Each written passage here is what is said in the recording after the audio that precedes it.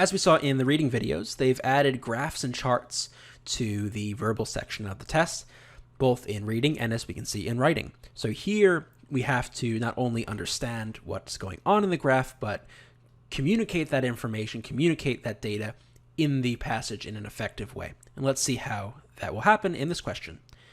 15. Which choice offers the most accurate interpretation of the data in the chart? So let's go down to the part of this passage and see what we got.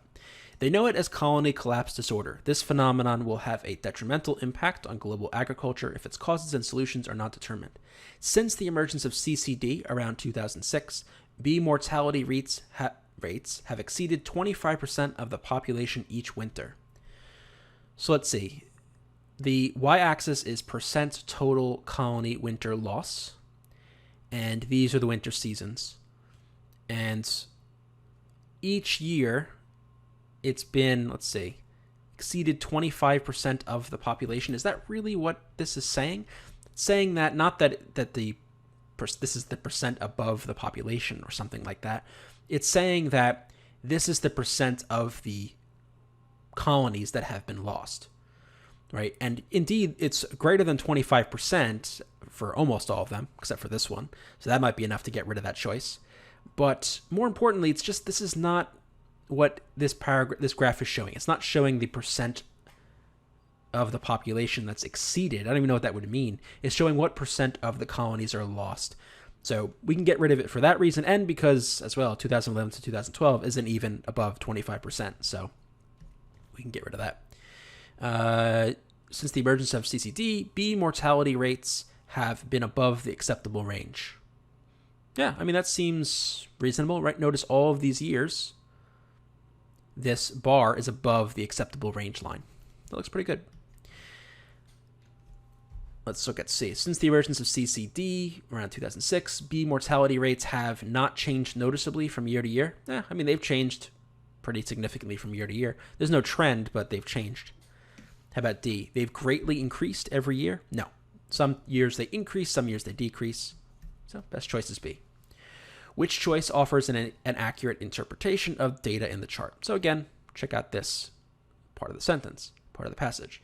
There was one sign of hope. During the 2010-2012 winter seasons, bee mortality rates decreased slightly, and beekeepers speculated that the colonies would recover. Yet in the winter of 2012 to 2013, the portion of the bee population lost fell nearly 10% in the United States, with a loss of 31% of the colonies that pollinate crops.